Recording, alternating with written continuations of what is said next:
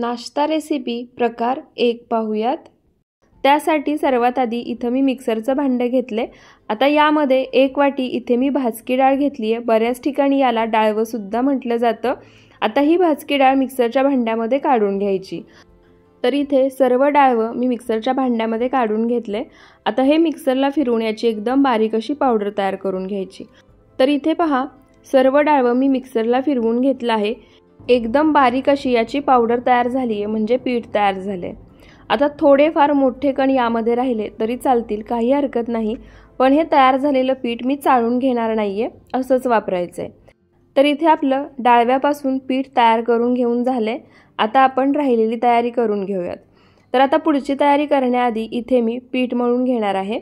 त्यासाठी इथे एका बाउलमध्ये मी 2 वाटी गव्हाचं स्वच्छ चाळून घेतलेलं पीठ घेतले। आता यामध्ये बाइंडिंग छान यावं यासाठी 4 चमचे इतकं बेसन पीठ घालायचं। या ठिकाणी मी पोहे खायच्या चमच्याने बेसन पीठ मोजून घेतले। चवीनुसार मीठ घालायचं। सर्व साहित्य एकसारखं मिक्स करून घ्यायचं। तर इथे पहा, सर्व साहित्य मी छान एकसारखं मिक्स करून घेतले। आता यामध्ये लागेल असं पाणी घालायचं आणि आपण चपातीसाठी जसं पीठ मळतो ना, त्यापेक्षा थोडंसं सैलसर असं हे पीठ आपल्याला मळून घ्यायचं आहे। लक्षात ठेवा, पीठ जास्त घट्टसर मळायचं नाहीये किंवा आपण चपातीसाठी मळतो ना तसं सुद्धा मळायचं नाही, त्यापेक्षा थोडंसं सैलसरच मळून घ्यायचं। तर इथे मी लागेल असं थोडं थोडं पाणी घालून चपातीसाठी मळतो त्यापेक्षा थोडंसं सैलसर पीठ मळून घेतले। त्यानंतर मळून घेतलेल्या पिठाला सर्व बाजूनी तेल लावून घ्यायचं। त्यासाठी इथे मी 1 चमचाभर तेल हातावरती घेतले। आता हे तेल पिठावरती सोडायचं। एक अर्धा मिनिट पीठ पुन्हा मळून घ्यायचं आणि सर्व तेल या मळून घेतलेल्या पिठाला सर्व बाजूनी लावून घ्यायचं। त्यानंतर याच्यावरती झाकण ठेवायचं आणि एक 10 मिनिटं किंवा आपली राहिलेली तयारी होईपर्यंत हे पीठ भिजण्यासाठी बाजूला ठेवायचं। पीठ भिजवून झाले। आता आपण स्टफिंग तयार करून घेऊयात। त्यासाठी इथे मी बाउल घेतलाय। आता यामध्ये जे डाळव्याचं पीठ आपण तयार करून घेतलं होतं ते काढून घेऊयात। तर या ठिकाणी मी तयार केलेल्या सर्व पिठाचा वापर करणार आहे। त्यानंतर इथे मी 2 मध्यम आकाराचे कांदे एकदम बारीक चिरून घेतले आहेत ते घालायचे। कांदा चॉपरला चॉप करून घ्यायची काहीही गरज नाहीये, हातानेच बारीक कापून घ्या। त्यानंतर आता यामध्ये इथे मी 4 हिरव्या मिरच्या एकदम बारीक चिरून घेतल्या आहेत त्या घालायच्या। सोबतच इथे मी 1 मूठभर हिरवी कोथिंबीर बारीक चिरून घेतली आहे ती सुद्धा घालायची। कांदा आणि कोथिंबीर यामध्ये नक्की घाला, यामुळे या पदार्थाला चव खूप छान येते। त्यानंतर आता यामध्ये काही पावडर मसाले घालायचे। त्यामध्ये 1 छोटा अर्धा चमचा हळद, अर्धा चमचा काश्मीरी लाल मिरची पावडर, अर्धा चमचा धणे पावडर, अर्धा चमचा या ठिकाणी मी गरम मसाला घेतलाय तो घालायचा आणि यामध्ये 1 छोटा चमचा आमचूर पावडर घालायची। आमचूर पावडर नसेल तर अर्ध्या लिंबाचा रस घालू शकता आणि चवीनुसार मीठ घालायचं। आता हे सर्व साहित्य आपण जे डाळव्याचं पीठ तयार करून घेतलंय ना त्यामध्ये मिक्स करून घ्यायचं। चमच्याने जर मिक्स करून घेतलं तर ते व्यवस्थित एकसारखं मिक्स होणार नाही, त्यासाठी इथे मी हात स्वच्छ धुवून घेतले आहेत आणि हातानेच हे मिक्स करून घेणार आहे। आता यामध्ये जसं मी आधीच सांगितलं, तुम्ही या पावडर मसाल्यांपैकी काहीही नाही घातलं, फक्त मीठ घातलं तरी चालेल, पण कांदा आणि कोथिंबीर नक्की घाला, त्यामुळेच खरी चव या पदार्थाला येते। तर इथे पहा, सर्व साहित्य मी छान एकसारखं मिक्स करून घेतलंय। या स्टेपला तुम्ही थोडंसं मिश्रण खाऊन पाहू शकता मीठ बरोबर आहे का, नसेल तर थोडंसं मीठ वाढवलं तरी चालेल। तर इथे स्टफिंग तयार झाले, पीठ भिजते। आता सर्वात आधी आपण या ठिकाणी एक दह्याची चटणी बनवून घेऊयात। त्यासाठी इथे मी 1 मोठी वाटी इतकं दही घेतले। दही आपल्याला इथे छान असं फेटून घ्यायचंय। तर इथे पहा, 1 मिनिटभर दही मी छान असं फेटून घेतले। तुम्ही दह्याचं टेक्स्चर पाहू शकता, छान क्रीमी तयार झाले। त्यानंतर आता यामध्ये इथे मी 1 अर्धी वाटी इतकं पाणी घालणार आहे, कारण दही जास्तच घट्टसर वाटते। पाणी घातल्यानंतर पुन्हा एकदा दही एकसारखं या पाण्यासोबत आपण मिक्स करून घेऊयात। तर इथे पाण्यासोबत दही छान एकसारखं मिक्स झाले। त्यानंतर आता यामध्ये राहिलेलं साहित्य घालायचं, पण त्याआधी इथे तुम्ही पाहू शकता हे 4 चमचे मी मिशोवरून मागवले होते। फक्त 75 रुपये हे 4 चमचे मला मिळाले आहेत। तुम्हाला सुद्धा जर घ्यायचे असतील तर डिस्क्रिप्शन बॉक्समध्ये मी लिंक दिली आहे, तिथून तुम्ही हे घेऊ शकता। हे चमचे छान मजबूत आहेत, दिसायला अट्रॅक्टिव्ह दिसतात। त्याचप्रमाणे उन्हाळा सुरू झालाय, तुम्ही मँगो मस्तानी, आईस्क्रीम सर्व काही घरी बनवाल, ते खाण्यासाठी हे चमचे बेस्ट आहेत। त्याचसोबत मसाले जर थोडेफार प्रमाणामध्ये घालायचे असतील तरी सुद्धा हे चमचे तुम्ही मसाले घालण्यासाठी वापरू शकता। आता यामध्ये आपण साहित्य घालून घेऊया। त्यासाठी इथे मी एक छोटा अर्धा चमचा जिरे पावडर, अर्धा चमचा काश्मीरी लाल मिरची पावडर, अर्धा चमचा चाट मसाला, अर्धा चमचा काळं मीठ आणि थोडंसं पांढरं मीठ घातलं आहे, जे साधं आपण रोज जेवण बनवण्यासाठी वापरतो ते। एक बारीक चिरलेली हिरवी मिरची, थोडीशी बारीक चिरलेली कोथिंबीर घालायची आणि इथे मी 2 चमचे बारीक चिरलेला कांदा घेतलाय तो घालायचा।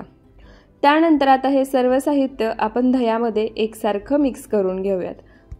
तर इथे पहा, दह्यामध्ये सर्व साहित्य मिक्स करून घेण्यासाठी सुद्धा मी याच चमच्याचा वापर करतेय। तर इथे पहा, सर्व साहित्य दह्यामध्ये छान एकसारखं मिक्स झाले, छान एकजीव झाले आणि इथे आपली छान अशी दह्याची चटणी तयार झाली आहे। आता ही चटणी मी फ्रीजमध्ये ठेवणार आहे, कारण ही चटणी या पदार्थासोबत थंडच छान लागते, पण जर तुम्हाला नसेल ठेवायची, नाही ठेवली तरी सुद्धा चालेल। तर इथे पहा, आपली दह्याची चटणी तयार होईपर्यंत, सारण तयार होईपर्यंत पीठ सुद्धा छान भिजले। या ठिकाणी तुम्ही पाहू शकता पिठाची कन्सिस्टन्सी, त्यासोबतच पीठ मी मळून घेतलं तरी सुद्धा अजिबात हाताला चिटकलेलं नाहीये। सोबतच मी थोडंसं कोरडं पीठ सुद्धा घेतले। आता काय करायचं, थोडंसं कोरडं पीठ हाताला लावायचं, मळून घेतलेल्या पिठातलं थोडंसं पीठ काढून घ्यायचं। आपण चपाती बनवण्यासाठी जेवढा गोळा तयार करतो ना, त्यापेक्षा थोड्याशा लहान आकाराचा गोळा तयार करून घ्यायचा। तयार गोळा कोरड्या पिठामध्ये घोळायचा आणि मध्यम आकाराची याची पारी लाटून घ्यायची। तर इथे पहा, मध्यम आकाराची मी पारी लाटून घेतली आहे। आता यावरती कोरडं पीठ भुरभुरायची काहीही गरज नाहीये, कारण आपण डाळव्याचं पीठ तयार करून घेतले आणि त्यामध्ये कांदा वापरलाय, त्यामुळे मिश्रणाला जास्त पाणी सुटत नाही। आता तयार केलेलं जे मिश्रण आहे म्हणजे स्टफिंग आहे, ते 3 ते 4 चमचे यामध्ये भरायचं। तर इथे मी पोहे खायच्या चमच्यानी 3 चमचे स्टफिंग यामध्ये भरले। आता ही पारी आपल्याला बंद करून घ्यायची। आपण जसा मोदक बंद करतो ना, अगदी त्याच पद्धतीने ही पारी बंद करून घ्यायची। पारी बंद करून घेतल्यानंतर आता वरती जे पीठ शिल्लक राहतंय ना, ते तुम्हाला जर हवं असेल तर तुम्ही काढू शकता, पण मी या पद्धतीने आतमध्ये फोल्ड करून घेणार आहे। त्यानंतर जसं मी व्हिडिओमध्ये दाखवले त्या पद्धतीने दोन्ही हाताच्या मध्ये पकडून हा गोळा पसरवून घ्यायचा, म्हणजे सारण सर्व बाजूनी एकसारखं पसरलं जाईल। त्यानंतर तयार गोळा कोरड्या पिठामध्ये घोळायचा। ज्या बाजूने पारी बंद केली आहे सुरुवातीला, त्या बाजूनी हलक्या हाताने गोळा गोल फिरवत लाटून घ्यायचा। लगेच सुरुवातीला पारी पलटी करून लाटायची नाही। सुरुवातीला जसं मी व्हिडिओमध्ये दाखवले अगदी त्याच पद्धतीने हाताने फिरवायचं आणि ही पारी लाटून घ्यायची एकाच बाजूने। जर तुम्हाला वाटत असेल पारी फाटतीये किंवा सारण बाहेर येते, शक्यतो असं होत नाही, सारण अजिबात यामधून बाहेर येत नाही, पण जर तुम्हाला वाटत असेल तर लगेच वरून थोडंसं कोरडं पीठ भुरभुरायचं, म्हणजे सारण अजिबात बाहेर येत नाही। त्यानंतर पारी पलटी करायची आणि दुसऱ्या बाजूने सुद्धा हलक्या हाताने लाटून घ्यायची। तुम्ही इथे पाहू शकता अजिबात यातील सारण बाहेर आलं नाहीये, परफेक्ट असा हा सत्तू पराठा तयार झालाय। आता त्यानंतर हा पराठा भाजण्याची सुद्धा एक ट्रिक मी तुम्हाला पुढे सांगणार आहे। तर इथे पहा, पराठा मी छान असा लाटून घेतलाय, जास्त पातळही लाटला नाहीये किंवा जास्त जाडसरही ठेवला नाहीये। तुम्ही या पराठ्याच्या कडा पाहू शकता। आता हा पराठा मी एका ताटामध्ये काढून घेते आणि याच पद्धतीने मी आणखी एक पराठा तुम्हाला लाटून दाखवते। तर इथे पहा, दुसरा गोळा तयार करून त्याची सुद्धा मी पारी लाटून घेतली आहे। आता यामध्ये सुद्धा मी 3 चमचे सारण भरून घेणार आहे। आता या ठिकाणी तुम्ही कितीही जास्त सारण भरलं ना तरी हा पराठा अगदी व्यवस्थित लाटला जातो, अजिबात फाटत नाही, सारण बाहेर येत नाही। त्यामुळे तुम्हाला जास्त जर सारण आवडत असेल, यापेक्षा जास्त भरलं तरी सुद्धा चालेल। सारण भरल्यानंतर आता ही पारी दुमडून घ्यायची आणि बंद करायची। तर इथे सारण भरून गोळा तयार करून झाला आहे। आता तयार गोळा कोरड्या पिठामध्ये घोळायचा आणि याचा आपण पराठा लाटून घ्यायचा। आता जसं मी तुम्हाला सुरुवातीला सांगितलं, ज्या बाजूने पराठा दुमडून फोल्ड केलाय ना सुरुवातीला, त्याच बाजूने लाटायचा। सुरुवातीला जसं मी व्हिडिओमध्ये दाखवलं होतं अगदी त्याच पद्धतीने हाताने पारी सुरुवातीला गोल गोल फिरवायची आणि हा पराठा एकाच बाजूने लाटून घ्यायचा। अर्धा पराठा एका बाजूने लाटून झाला की पलटी करायचा आणि त्यानंतर दुसऱ्या बाजूने अगदी हलक्या हाताने लाटून घ्यायचा। दुसरा पराठा सुद्धा तुम्ही पाहू शकता अजिबात फुटला नाही, त्यातील स्टफिंग बाहेर आलं नाही, एकदम परफेक्ट असा पराठा लाटून घेतलाय। आता हे दोन्ही पराठे मी तुम्हाला भाजून दाखवते। तर पराठे लाटून घेतानाच मी गॅसवर तवा गरम करायला ठेवला होता। बाकीचे पराठे सुद्धा तुम्हाला याच पद्धतीने स्टफिंग भरून लाटून घ्यायचे आहेत। तर इथे पराठे भाजण्यासाठी तवा सुरुवातीलाच छान कडकडीत असा गरम करून घ्यायचा आहे। तवा गरम करून झाला की त्याला तूप लावायचं। या ठिकाणी हे पराठे मी तूप लावून भाजून घेणार आहे। तुम्हाला हवं असेल तर तुम्ही तेल किंवा बटर लावून सुद्धा भाजून घेऊ शकता।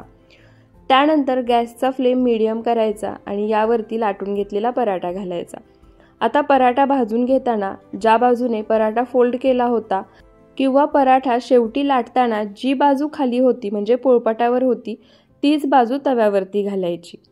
पराठा मध्यम आचेवरती एका बाजूने हलकासा भाजून घेतला की आता गॅसचा फ्लेम मोठा करायचा आणि दुसऱ्या बाजूनेही हलकेसे डाग पडेपर्यंत भाजून घ्यायचा।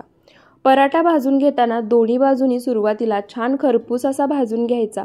त्यानंतरच तुम्ही तेल, तूप, बटर जे काही लावणार असाल ते लावायचं। जर पराठे भाजून घेताना तुम्ही सुरुवातीलाच तेल, तूप किंवा बटर लावून घेतलं ना तर पराठा छान असा भाजलेला तर दिसतो, पण थंड झाला ना की तो तसाच कच्चा असतो। त्यामुळे लक्षात ठेवा, पराठे भाजून घेताना आपण मोठ्या आचेवरती भाजतोय, त्यामुळे दोन्ही बाजूनी पराठे खरपूस असे भाजून घ्या। त्यानंतरच तेल किंवा तूप लावा। तर इथे मी दोन्ही बाजूनी पराठे छान खरपूस असे भाजून घेतले। त्यानंतर आता दोन्ही बाजूनी पराठ्यांना मी तूप लावून घेणार आहे। पराठ्यांना तूप लावून घेतलं की आता गॅसचा फ्लेम मीडियम करायचा आणि फक्त 1-2 वेळा अलटीपलटी करत हा पराठा दोन्ही बाजूनी पुन्हा एकदा छान खरपूस असा भाजून घ्यायचा।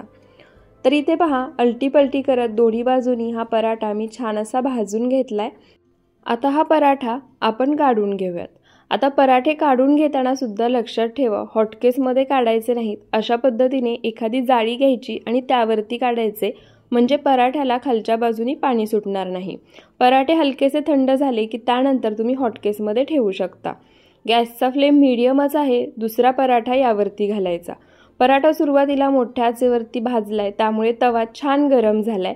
आता हा पराठा सुद्धा मी सुरुवातीला मध्यम आचेवरती दोन्ही बाजूनी भाजून घेणार आहे। तर इथे पहा, पराठा दोन्ही बाजूनी मध्यम आचेवर मी छान असा भाजून घेतलाय। आता गॅसचा फ्लेम मोठा करायचा, पराठ्यांना दोन्ही बाजूनी तूप लावून घ्यायचं आणि पुन्हा 1-2 ते 3 वेळा अलटीपलटी करत हा पराठा छान खरपूस असा भाजून घ्यायचा। राहिलेले पराठे सुद्धा अगदी याच पद्धतीने लाटून बनवून पहा। आता या ठिकाणी आपण डाळव्याचं जे पीठ तयार करून घेतलंय ना त्याला सत्तू म्हणतात आणि सत्तू उन्हाळ्यामध्ये आरोग्यासाठी खूपच फायदेशीर असतो, त्यामुळे शरीराला आतून थंडावा मिळतो। आता राहिलेले पराठे सुद्धा मी याच पद्धतीने लाटते आणि भाजून घेते। त्यानंतर आपण ताट वाढून घेऊयात। तर इथे पहा, मस्त थंडगार दह्याची चटणी, त्यासोबत गरमागरम सत्तूचे पराठे, परफेक्ट कॉम्बिनेशन आहे उन्हाळ्यामध्ये। जसं की मी तुम्हाला सांगितलंच होतं, सत्तू हे शरीराला थंडावा देण्याचं काम करतं, त्यामुळे उन्हाळ्यामध्ये सकाळच्या नाश्त्यापासून रात्रीच्या जेवणापर्यंत तुम्ही कधीही हा पदार्थ बनवून खाऊ शकता। उन्हाळ्यामध्ये हे सत्तूचे पराठे तुम्ही कितीही खाल्ले ना तरी अपचन अजिबात होणार नाही आणि शरीराला थकवा सुद्धा जाणवणार नाही। त्यामुळे या उन्हाळ्यात तुम्ही हे सत्तूचे पराठे लहान मुलांपासून मोठ्यांपर्यंत सगळ्यांना बनवून द्या। सर्वजण आवडीने खातील, छान चमचमीत चटपटीत लागतात। नाश्ता रेसिपी प्रकार 2 पाहूयात। त्यासाठी इथे एक मी बाउल घेतलाय। आता यामध्ये इथे मी 1 वाटी स्वच्छ चाळून घेतलेलं नाचणीचं पीठ घेतलंय। त्यासोबतच ज्या वाटीने नाचणीचं पीठ घेतलं होतं त्याच वाटीने मोजून मी अर्धी वाटी बारीक रवा घेतलाय। रवा बारीक मोठा कोणताही चालेल, फक्त जर रवा तुम्ही मोठा घेतलात तर आपण या ठिकाणी जे पाण्याचं प्रमाण वापरलं आहे त्यापेक्षा अर्धी वाटी पाणी तुम्हाला जास्त लागू शकतं। त्यानंतर आता रवा आणि नाचणीचं पीठ मिक्स करून छान एकजीव करून घेऊयात। तर इथे पहा, रवा आणि नाचणीचं पीठ मी छान असं मिक्स करून घेतलंय। त्यानंतर आता यामध्ये पाणी घालायचं। तर या ठिकाणी ज्या वाटीने मी नाचणीचं पीठ आणि रवा मोजून घेतला होता त्याच वाटीने 1 वाटी पाणी घेतले। सुरुवातीला हे सर्व 1 वाटी पाणी घालायचं आणि पीठ आणि रवा यामध्ये मिक्स करून घ्यायचा। पीठ आणि रव्यामध्ये पाणी मिक्स करून घेतले तरीही मिश्रण अजून घट्टसरच आहे, त्यामुळे यामध्ये पुन्हा आणखी 1 वाटी मी पाणी घालणार आहे। लक्षात ठेवा, 1 वाटी नाचणीचं पीठ, अर्धी वाटी रवा घेतला होता, त्यासाठी यामध्ये मी 2 वाटी पाणी घातले। आता हे सर्व साहित्य आपण पाण्यामध्ये अजिबात गुठळ्या न होता एकसारखं मिक्स करून घेऊया। मिश्रण पातळ झालं काहीही हरकत नाही, कारण हे मिश्रण एक 10 ते 15 मिनिटं आपण भिजवून घेणार आहोत, त्यामुळे रवा छान फुलतो आणि मिश्रण छान घट्टसर होतं। त्यामुळे सुरुवातीला याच कन्सिस्टन्सीमध्ये पीठ भिजवून घ्यायचं। आता या ठिकाणी मी बारीक रवा वापरला होता, त्यामुळे 2 वाटी पाण्याचा वापर केलाय। रवा मोठा असेल तर 2.5 वाटी पाणी वापरा। आता झाकण ठेवून हे मिश्रण भिजण्यासाठी बाजूला ठेवूयात। आता हे पीठ भिजते तोपर्यंत आज आपण शेंगदाणा किंवा नारळाची त्याचप्रमाणे कांदा टोमॅटोची चटणी न करता एकदम वेगळ्या पद्धतीची छान चटपटीत अशी चटणी बनवतोय। त्यासाठी इथे मी मिक्सरचं भांडं घेतले। आता यामध्ये मूठभर हिरवी कोथिंबीर घेतली। कोथिंबीर शक्यतो देठासहित घ्या। त्यासोबतच यामध्ये थोडीशी पुदिन्याची पाने घालायची। पुदिना जास्त प्रमाणात वापरायचा नाही, एकदम किंचितसा वापरायचा आहे। आणि त्यासोबतच इथे मी 6 हिरव्या मिरच्या घेतल्या होत्या, त्यासुद्धा अशा पद्धतीने तोडून घालायच्या म्हणजे अगदी व्यवस्थित वाटल्या जातात। त्यानंतर इथे मी 4 लसणाच्या पाकळ्या घेतल्या आहेत। आता यामध्ये लसूण पूर्णपणे ऑप्शनल आहे, नसेल घालायचा तर स्किप करू शकता। त्यानंतर 1 इंच आलं घालायचं। त्यासोबतच इथे मी पाव वाटी डाळवं घेतले, याला भाजकी डाळ सुद्धा म्हणतात, ती घालायची। आणि आज आपण मस्त चटपटीत अशी कैरीची चटणी बनवतोय। त्यासाठी इथे मी 1 वाटी चिरलेली कैरी घेतली आहे, ती सुद्धा घालायची। कैरी कोवळी होती त्यामुळे मी सालीसहित वापरली आहे। तुम्हाला जर हवं असेल तर साल काढून वापरली तरी सुद्धा चालेल। त्यानंतर आता यामध्ये चवीनुसार मीठ घालायचं आणि आता लागेल असं थोडं थोडं पाणी घालून हे सर्व साहित्य मिक्सरला फिरवायचं। छान अशी चटणी तयार करून घ्यायची। तर इथे पहा परफेक्ट अशी आपली चटणी बनवून तयार झाली आहे। चटणीला तुम्ही रंग पाहू शकता काय सुंदर आलाय, त्याचसोबत चटणीचं तुम्ही टेक्स्चर पाहू शकता, छान सिल्की तयार झाले। आता ही चटणी एका बाउलमध्ये काढून घेऊयात। आता जर तुम्ही घेतलेली कैरी आंबट असेल तर यामध्ये थोडासा गूळ घाला। मी घेतलेली कैरी जास्त आंबट नव्हती त्यामुळे मी गुळाचा वापर केला नाहीये। तर इथे चटणी मी एका बाउलमध्ये काढून घेतली आहे। आता या चटणीला आपण तडका देऊया। त्यासाठी इथे एका पॅनमध्ये मी छान कडकडीत 2 चमचे तेल गरम करून घेतलं आहे। आता यामध्ये एक छोटा अर्धा चमचा मोहरी घालायची। मोहरी छान तडतडली की अर्धा चमचा जिरे घालायचे। जिरे मोहरी छान तडतडली, तेल हलकंसं थंड झालं की आता यामध्ये इथे मी 10 ते 12 कढीपत्त्याची पाने घेतली आहेत, ती घालायची। छान अशी फोडणी तयार झाली आहे। आता ही तयार फोडणी आपण यामध्ये घालून घेऊयात। तर इथे पहा तेल हलकंसं थंड करून झाल्यानंतर यामध्ये कढीपत्ता घातला, त्यामुळे कढीपत्त्याची पाने अजिबात करपली नाहीयेत। परफेक्ट अशी फोडणी तयार झाली आहे। आणि इथे आपली एकदम परफेक्ट, दिसायला सुंदर आणि चवीला अप्रतिम अशी कैरीची चटणी बनून तयार झाली आहे। आपण याच्यावरती तडका दिलाय त्यामुळे ही चटणी आरामात 2 ते 3 दिवस फ्रीजमध्ये छान टिकते, अजिबात खराब होत नाही। तर इथे पहा चटणी बनवून होईपर्यंत आपण तयार केलेलं बॅटर सुद्धा अगदी मस्त भिजलंय। रवा सुद्धा छान फुलला आहे। आता यामध्ये पाणी घालायची काहीही गरज नाहीये आहे। या पाण्यामध्येच आपण राहिलेलं साहित्य मिक्स करून घेणार आहोत। आता या ठिकाणी मी कोणतेही मसाले वापरणार नाहीये, फक्त मिठाचा वापर करणार आहे। त्याचसोबत हा पदार्थ छान पौष्टिक व्हावा म्हणून यामध्ये मी फक्त भाज्यांचा वापर करणार आहे। तरी सुद्धा हा पदार्थ इतका अप्रतिम लागतो की तुम्ही रोज म्हटलं तरी नाश्त्याला बनवून खाल। तर भाज्यांमध्ये इथे मी अर्ध गाजर खिसून घेतले, सोबतच अर्ध खिसलेलं बीट घेतले, एक मध्यम आकाराचा बारीक चिरलेला कांदा, 2 ते 3 बारीक चिरलेल्या हिरव्या मिरच्या आणि मूठभर बारीक चिरलेली कोथिंबीर। यामध्ये तुम्ही एकदम बारीक चिरून शिमला मिरची सुद्धा घालू शकता। त्याचसोबत बीन्स सुद्धा चॉपरमध्ये एकदम बारीक करून वापरली तरी सुद्धा चालेल। त्याचप्रमाणे आणखी तुमच्या आवडीच्या भाज्या सुद्धा घालू शकता। आता हे सर्व साहित्य आपण या बॅटरमध्ये घालून घेऊयात। तर इथे आपण डोसा बनवत नाहीये तर काय बनवतोय पुढे तुम्हाला समजेलच।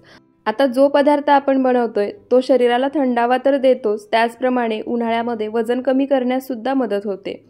पण त्याचसोबत तुमची मुलं जर भाज्या खात नसतील ना तर अशा पद्धतीने बनवा। तुमची मुलं अगदी आवडीने खातील आणि त्यांना समजणार सुद्धा नाही की यामध्ये तुम्ही भाज्यांचा वापर केलाय। आता हे सर्व साहित्य आपण बॅटरमध्ये मिक्स करून घेऊयात।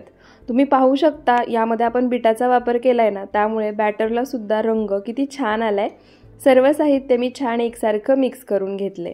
आता या स्टेपला तुम्ही मीठ चेक करू शकता। जर मिठाचं प्रमाण कमी असेल तर थोडंसं मीठ घालून पुन्हा मिक्स करून घ्यायचं।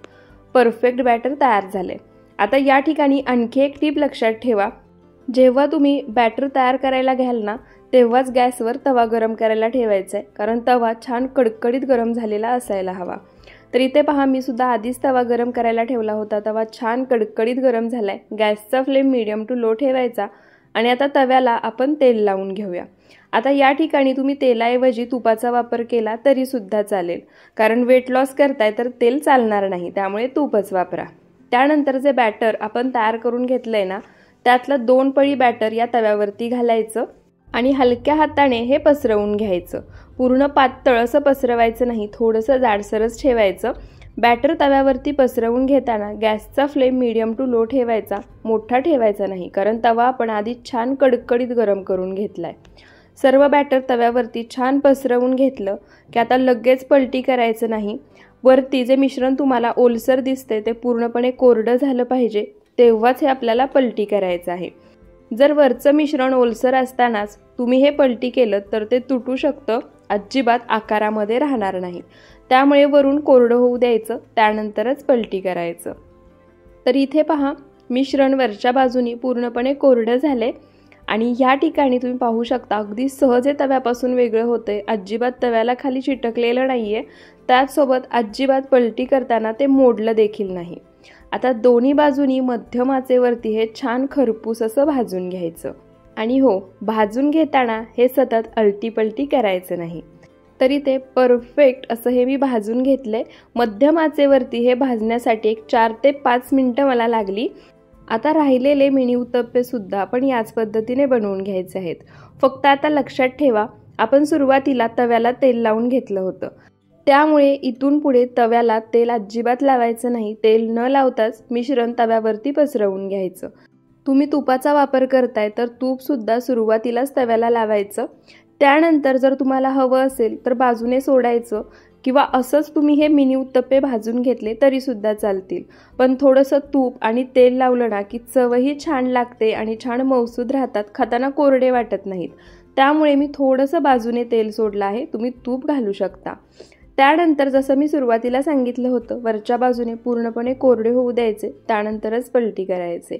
आणि आता जसं मी सुरुवातीला सांगितलं अगदी तसंच अलटी पलटी करत मध्यम आचेवरती छान असे भाजून घ्यायचे। अगदी आतपर्यंत छान भाजले गेले पाहिजेत, अजिबात कच्चे नकोत राहायला। आणि जरी हे मिनी उत्तप्पे तुम्हाला मुलांना लंच बॉक्सला द्यायचे असतील ना तरी सुद्धा देऊ शकता। थंड झाले तरी चवीला उत्तम लागतात, चव अजिबात बिघडत नाही आणि भाज्या भरपूर आहेत, त्यामुळे पौष्टिक तर आहेच। तर इथे पहा, परफेक्ट असे आपले नाचणीचे मिनी उत्तप्पे बनवून तयार झाले आहेत। सोबतच छान चटपटीत झणझणीत अशी कैरीची चटणी। मुलांना द्यायचं असेल, चटणी द्यायची नसेल तर तुम्ही केचप सोबत सर्व केलं तरी सुद्धा चालेल। तर आता या उन्हाळ्यामध्ये तुम्हाला सुद्धा जर वजन कमी करायचं असेल, शरीराला थंडावं देणारं हे नाचणीचे मिनी उत्तप्पे नक्की बनवून पहा। नाश्ता रेसिपी प्रकार 3 पाहूयात। नमस्कार, उन्हाळ्याचे दिवस सुरू झाले आहेत। बाजारामध्ये छान कच्च्या कैऱ्या मिळतात आणि कैरी घरी आणली की जास्त करून त्यापासून आपण कैरीचं पन्हं किंवा मिठांबा बनवतो। पण आज मी तुमच्यासोबत मस्त चमचमीत आणि झणझणीत अशी कच्च्या कैरीची रेसिपी शेअर करतेय, त्यासाठी व्हिडिओ शेवटपर्यंत पहा। तर इथे आपण एक वाटण तयार करून घेणार आहोत। त्यासाठी इथे मी खलबत्ता घेतलाय। आता खलबत्त्यामध्ये इथे मी 10 हिरव्या मिरच्या घेतल्या आहेत, त्या अशा पद्धतीने तोडून घालायच्या, म्हणजे मिरची अगदी व्यवस्थित वाटली जाते। त्याचप्रमाणे इथे मी जी हिरवी मिरची घेतली आहे ती तिखटाला कमी आहे, त्यामुळे मी 10 वापरतीये। तुम्ही घेतलेली हिरवी मिरची जर तिखट असेल तर कमी प्रमाणामध्ये वापरली तरी सुद्धा चालेल। त्यानंतर इथे मी 15 ते 16 लसणाच्या पाकळ्या घेतल्या आहेत। लक्षात ठेवा, लसूण थोड्याशा जास्त प्रमाणामध्येच वापरायचा।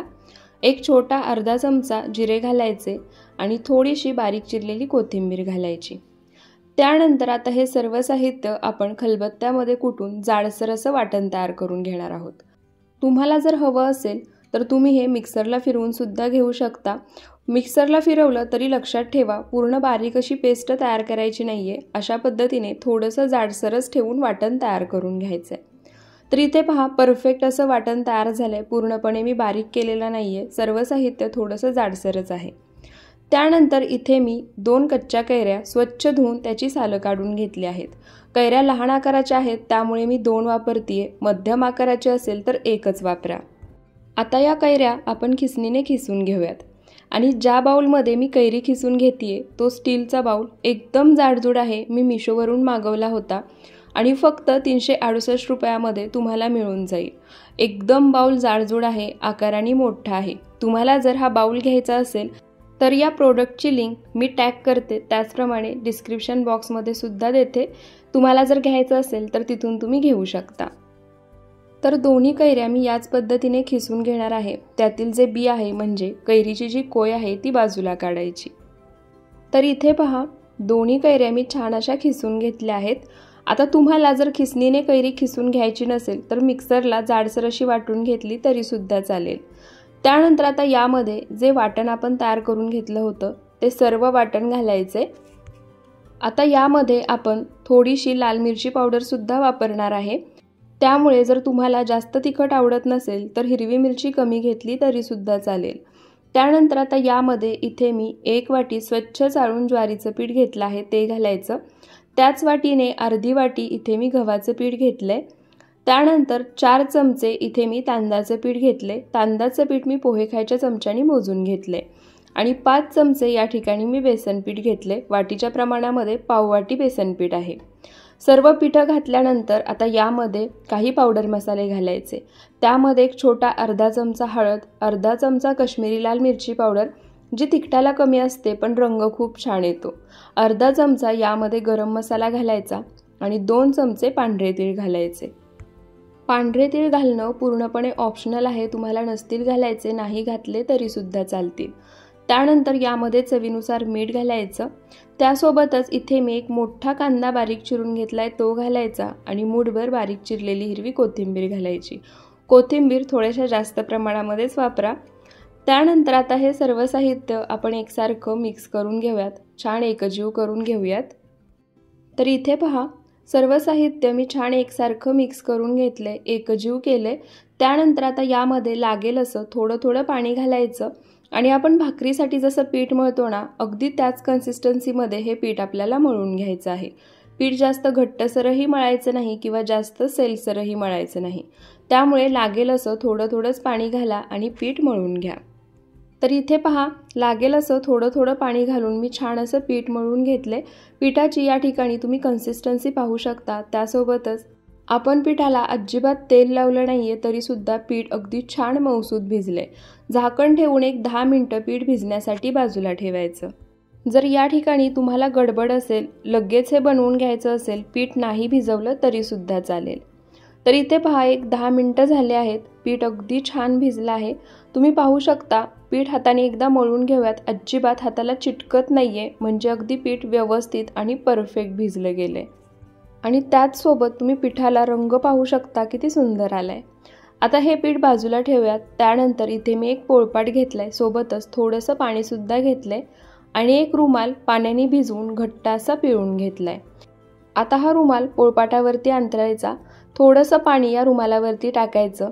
त्यानंतर मळून घेतलेल्या पिठातील थोडंसं पीठ घ्यायचं, म्हणजे आपण चपातीसाठी जसा गोळा तयार करतो ना तेवढंच पीठही घ्यायचं आणि त्याचा छान असा गोळा तयार करून घ्यायचा। तर इथे पहा मळून घेतलेल्या पिठाचा मी गोळा तयार करून घेतलाय, रुमालावरती ठेवायचा आणि जसं व्हिडिओमध्ये दाखवतेय त्या पद्धतीने फक्त बोटांनी हा दाबून पसरवून घ्यायचा। पीठ जर हाताला चिटकत असेल तर अधूनमधून हात थोडासा ओलसर करायचा आणि हे थालीपीठ थापून घ्यायचं। तर इथे पहा बोटांनीच हे सर्व थालीपीठ आपल्याला पसरवून घ्यायचंय आणि छान पातळ असं थापून घ्यायचंय।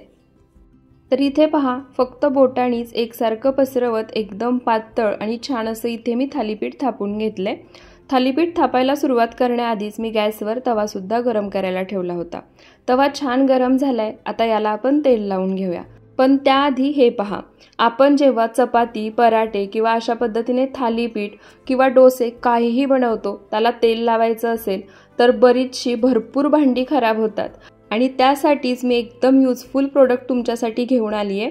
हा आहे ऑइल जार आणि याच्यामध्ये जो ब्रश आहे तो प्लॅस्टिकचा नाही तर सिलिकॉनचा आहे आणि हा जार तुम्हाला मिशोवर फक्त 152 रुपयांना मिळून जाईल। तुम्हाला जर घ्यायचं असेल तर हे प्रोडक्ट सुद्धा मी टॅग केलं आहे, तुम्ही तिथे क्लिक करून हे प्रोडक्ट घेऊ शकता। सोबतच डिस्क्रिप्शन बॉक्समध्ये सुद्धा मी मेन्शन केले, तुम्ही पाहू शकता एकदम सहज असं तव्याला तेल लावलं जाते। ब्रश सिलिकॉनचा आहे त्यामुळे आरोग्यासाठी काहीही हानिकारक नाहीये। तेल लावलं की झाकण लावायचं, जार बाजूला ठेवायचा, अजिबात खराब होत नाही, गॅस तेलकट होत नाही आणि भांडी सुद्धा अगदी व्यवस्थित राहतात। त्यानंतर तयार केलेलं थालीपीठ तव्यावरती घालायचं। थालीपीठ तव्यावरती घातलं की वरून थोडंसं पाणी शिंपडायचं आणि वरूनच या थालीपीठाला 1 ते 2 ठिकाणी होल करून घ्यायचे, जसं मी व्हिडिओमध्ये दाखवलंय त्या पद्धतीने। असं केल्यामुळे काय होतं, वरून पाणी शिंपडलं की बाष्पीभवन होतं आणि रुमाल जो थालीपीठाला चिटकलाय तो अगदी सहज वेगळा होतो। त्याचसोबत थालीपीठ अगदी आतपर्यंत सहज भाजलं जातं। आता थालीपीठापासून रुमाल वेगळा केला की इथे पहा, ब्रशनी मी पुन्हा बाजूनी तेल सोडून घेणार आहे आणि खरंच हे मी बरेच दिवस झालं वापरतेय, त्यानंतर तुमच्यासोबत रिव्ह्यू शेअर करतेय। इतकं बेस्ट प्रोडक्ट आहे, मला तर खूप आवडलं। तेल सोडल्यानंतर आता याच्यावरती झाकण ठेवायचं आणि मध्यम आचेवरती थालीपीठ खालच्या बाजूनी छान खरपूस असं भाजून घ्यायचं। तर इथे पहा, मध्यम आचेवर थालीपीठ खालच्या बाजूनी छान खरपूस असं भाजून घेतले। आता हे थालीपीठ आपण पलटी करून घेऊयात। तुम्ही पाहू शकता थालीपीठ तव्याला अजिबात खाली चिटकलेलं नाहीये, अगदी सहज तव्यापासून वेगळं झाले। आता पुन्हा मी बाजूनी थोडंसं तेल सोडून घेणार आहे आणि आता झाकण न ठेवता हे थालीपीठ दुसऱ्या बाजूने सुद्धा मध्यम आचेवरती छान खरपूस असं भाजून घेऊयात। अधूनमधून अलटीपलटी करून हे थालीपीठ भाजून घेऊ शकता।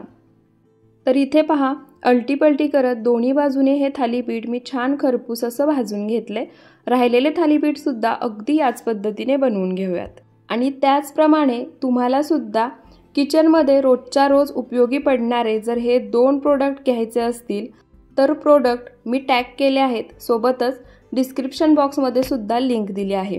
नक्की हा जार तर घेऊन पहा, तुम्हाला खरंच उपयोगी पडेल। आणि इथे पहा, आपले सर्व कैरीचे थालीपीठ बनवून तयार झाले आहेत। थालीपीठ पाहू शकता एकदम छान मऊसूत तयार झाले आहेत आणि विशेष म्हणजे प्रवासामध्ये जर तुम्हाला न्यायचे असतील तर 7 ते 8 दिवस अगदी छान टिकतात। आपण यामध्ये कैरी वापरली आहे, त्यामुळे थालीपीठाची चव छान आंबट तिखट अशी लागते, खायला मजा येते। नक्की बनवून पहा। मी दह्यासोबत सर्व केले होते, तुम्ही हिरव्या चटणीसोबत किंवा मुलांना केचपसोबत देऊ शकता। चवीला खरंच भन्नाट लागतात। कैरी आणली ना किंवा तुमच्या घरी जर कैरी असेल तर एकदा या पद्धतीनेही थालीपीठ नक्की बनवून पहा। तर इथे आपल्या उन्हाळा विशेष 3ही प्रकारच्या नाश्ता रेसिपी बनवून तयार झाल्या आहेत। हे 3ही प्रकारचे नाश्ते शरीराला थंडावा देणारे आहेत, त्याचप्रमाणे झटपट बनवून तयार होतात। गरमीमध्ये जास्त वेळ किचनमध्ये थांबू वाटत नाही, तर तेव्हा तुम्ही हे नाश्त्याचे प्रकार बनवू शकता। तुम्हाला जर आजचा हा व्हिडिओ आवडला असेल तर व्हिडिओला जास्तीत जास्त शेअर करा, लाईक आणि कमेंट करायला विसरू नका। अशाच रेसिपी आणखी पाहायच्या असतील तर मला कमेंट करून नक्की सांगा आणि अशाच रेसिपीसाठी आपल्या सरिताज किचन मराठीला सबस्क्राईब नक्की करा। पुन्हा भेटूयात अशाच रेसिपी व्हिडिओसोबत। धन्यवाद।